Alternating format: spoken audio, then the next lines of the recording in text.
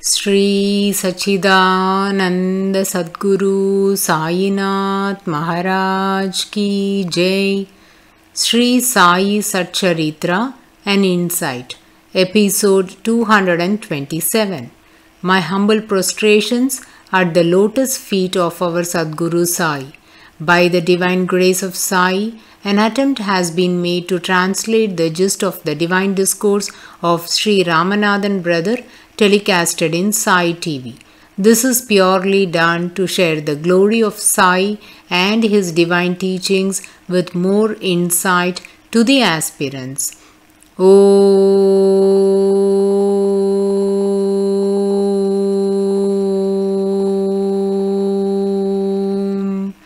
Gurur Brahma Gurur Vishnuhu Gurur Devo Maheshwaraha Gurur Sakshat Parabrahmam Tasmai Shri Gurave Namaha.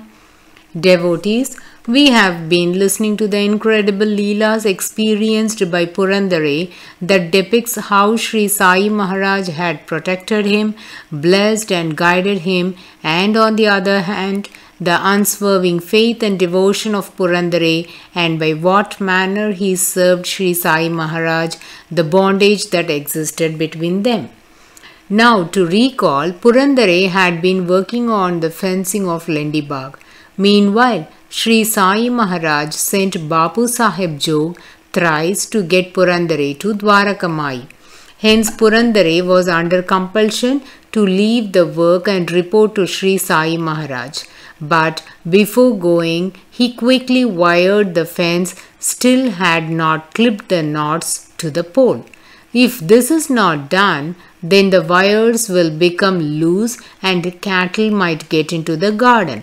The all-compassionate Mother Sri Sai Maharaj sent Jog repeatedly to bring Purandare to give him some rest, as the latter had been working for long hours under the scorching sun. Sri Sai Baba kept Purandare with him until the intensity of the sun came down. He sent Purandare to Radhakrishna Mai's home to eat lunch. While he was eating, the Divine Mother asked, "Tai, what did Sai Ma tell you?" Purandare told her how he was called back from Lendibag. Listening to this, the Divine Mother said, "See how much Sai Ma loves you, that he couldn't tolerate to see you working so hard in the hot sun, and he called you back to give you some rest. Please realize his affection towards you. Though he pretends to get mad at you or scream at you when he sees you, that is all fabricated anger. In fact, an expression of his love for you, because he always yearns to see you and ever thoughtful about you." Devotees, Radhakrishna Mai had the divine powers and had intuitive knowledge that sitting at her home, she could deliver the thoughts of Sri Sai Baba so clearly and precisely. In fact, her devotion towards Sri Sai Maharaj was unparalleled, that even her actions reflected the thoughts of Sri Sai Maharaj. Sri Sai Maharaj had instructed Purandare to return immediately, so as soon as he finished his lunch, he went to Dwarakamai. There, Sri Sai Maharaj handled Purandare very skillfully by not permitting him to move anywhere. Around 5 p.m., Sri Sai Baba asked him to go to Sri Radhakrishna Ai and get the food. Purandare brought the prasadam to be offered, and the evening arati was performed. Only after this, Purandare was allowed to go outside, which means until sunset, Purandare was forced to take some rest. The moment he was relieved by Sri Sai Maharaj, he went to Lendibag and continued to tighten the knots of the fence. Though it became night, he didn't return until he completed his work. Then he went to Radhakrishna Mai's home. Thus, Purandare involved himself very actively and enthusiastically in the service of Lord Sri Sai Baba. Purandare also planned to construct a room for keeping the palanquin. Now let us listen to the amazing miracle related to this. Devotees offered a silver palanquin to Sri Sai Maharaj, whereas Sri Sai Maharaj disliked these luxurious items. He never cared for these. In fact, Sri Sai Baba never sat on this palanquin. He denied accepting it, saying, "I am a sannyasi and I don't need all this paraphernalia. Take it away from here."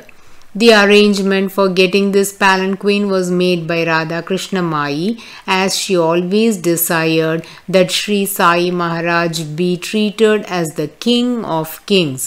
She wished to see him in that royal insignia. She arranged to get a scepter, then bagaldars to sing the panegyric hailing Sri Sai Maharaj, a red carpet welcome to be given, and a horse to salute. Every detail was meticulously planned by her so well. So the palanquin was placed at the Sabha Mandap by the devotees. Sri Sai Maharaj got enraged and ordered that the palanquin be thrown away. The devotees had no choice but to remove the palanquin from the Sabha Mandap and place it in the open space. One whole night it was lying over there. The palanquin is usually decorated with many tassels such as tiny silver horses, umbrellas, elephants, and many other structures. This palanquin had 4 horses and those were stolen. The devotees noticed that 4 hangings were missing and were very upset about it.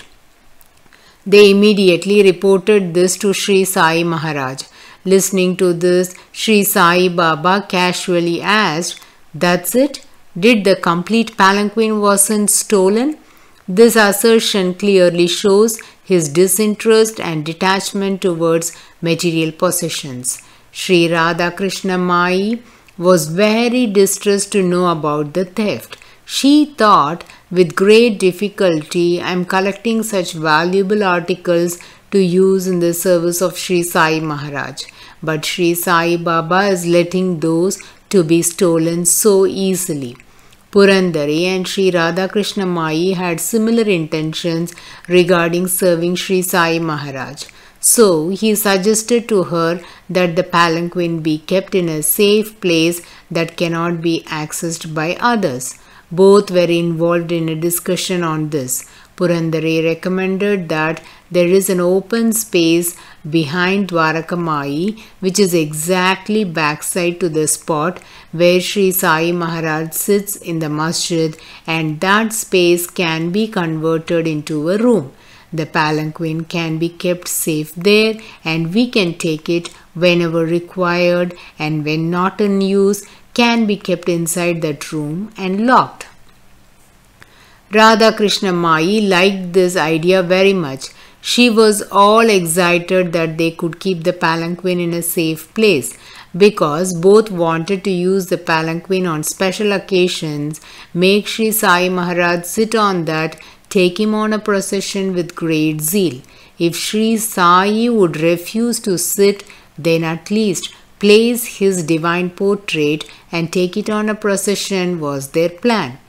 At that very moment, Sri Kaka Sahib Dikshit arrived at Radha Krishna Mai's home and inquired what was the discussion all about. Purandare explained his plan.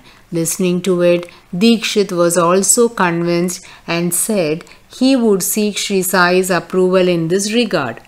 As soon as Dikshit left for Dwaraka Mai, Radha Krishna Mai told Purandare in a clear tone, "Tai, listen. You are planning to leave Shirdi tomorrow. If you go, then nobody will take care of this job. This task can be done only by you. Hence, you first try to seek Sai Ma's permission and immediately proceed with this work." They beseeched Sri Sai Maharaj to permit them to construct the shed, and it was granted instantaneously. Devotees, let me first recall the present structure of Dwaraka Mai to your mind's eye. As soon as we enter the masjid, there is a courtyard. Then we climb 3 steps to get into the sanctum sanctorum. To the right side on the throne, Sri Sai Maharaj's divine portrait is placed, and to our left is the incessant Dhuni. Behind Dhuni, there is a room which is at present used for Udi collection. Sri Sai Maharaj would be seated on the right side of the sanctum sanctorum, and during Sri Sai Maharaj's tenure at Shirdi, there was a vacant space behind the wall where Sri Sai Baba sat. At present, that area has become a part of Samadhi Mandir complex, but we can find the name board that reads Palanquin Room. This whole Leela is about how that room was constructed. Getting back to the original thread, Purandare worked at the speed of the jet. He began to gather rocks to lay the foundation, then materials to build a tin shed. It was decided to commence the work the following day. The next morning, Purandare was waiting for Sri Sai Maharaj to leave Dwarakamai to Lendibag. Sri Sai Maharaj seems to be upset about something. Though he had granted permission for the construction, he seemed to be angry and was scolding. He was also getting ready to go on his routine walk to Lendibag. The moment Sri Sai Maharaj stepped out, the work of the shed commenced. The first step is to level the floor. So Purandare began to clean the floor. Dikshit's servant Fakira also helped Purandare. While cleaning, they found at least 2 or 3 scorpions and poisonous creatures under each clod. But the divine grace of Sri Sai Maharaj protected Purandare and Fakira from any mishap. They were not stung by those poisonous creatures. Now the clay floor is leveled. The next step is to drill 4 holes on the walls of Dwarakamai and insert wooden shafts to support the top sheets that would cover the palanquin room. 2 holes were made on the wall of the mosque. Many were curiously observing the work, but none dared to help Purandare and Fakira. Generally, making walls on the sanctum sanctorum of a temple, mosque, or place of worship is not permitted. This is against the principles of Hinduism and Islam. But Purandare was aware that in this case there was no choice other than drilling a hole, as the wooden shafts had to be placed through those holes to hold the sheets of the palanquin room. Purandare was working at the speed of a jet. He drilled 2 holes and just then plastered the 2 clay holes. By then, Sri Sai Maharaj returned to Dwarakamai. At that moment, Purandare had a metal sheet in his head and standing on a ladder waiting for the plastering to get dried up so that it will be hardened to sustain the weight of the metal sheet. The moment Sri Sai Maharaj stepped into the masjid, all those who were watching this entire time flew away, including Fakira. Sri Sai Baba got enraged and picked up a brick. By then, quickly, Purandare managed to climb down the ladder with great difficulty. Holding the metal sheet in his head, and Sri Sai Maharaj got hold of his neck and came forward to beat him, screaming, "I know your intention. You want to demolish this masjid. I will kill you. Go away from my sight. Will you leave this place or not?" Kaka said calmly but firmly, "Unless I complete this room for palanquin, I will not go. I am not causing any damage to your masjid, but I have to make the holes for fixing wooden shaft. I am going to complete that."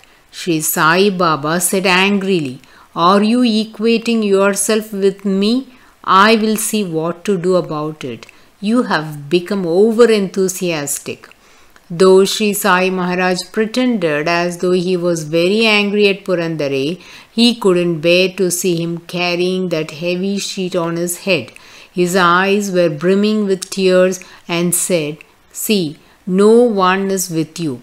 They don't care for you. But I am bothered about your welfare as you are my child. Why are you this stubborn? In this situation, Sri Sai Maharaj is expressing his Vatsalya Bhava. The motherly love is outpouring upon Purandare as he considered him as his own lad. Sri Sai Maharaj continued, "You are giving trouble to your own family. Who will take care of them if something goes wrong with you? Allah is the protector of all. No one is greater than Him." Everyone present there was certain that this anger of Sri Sai Maharaj upon Purandare is only an outcome of his love for him and not out of hatredness. How did Purandare accomplish this task? What kind of blessing did Sri Sai Maharaj bestow upon Purandare? All these can be heeded in the coming episode. Bow to Sri Sai, peace be to all. Om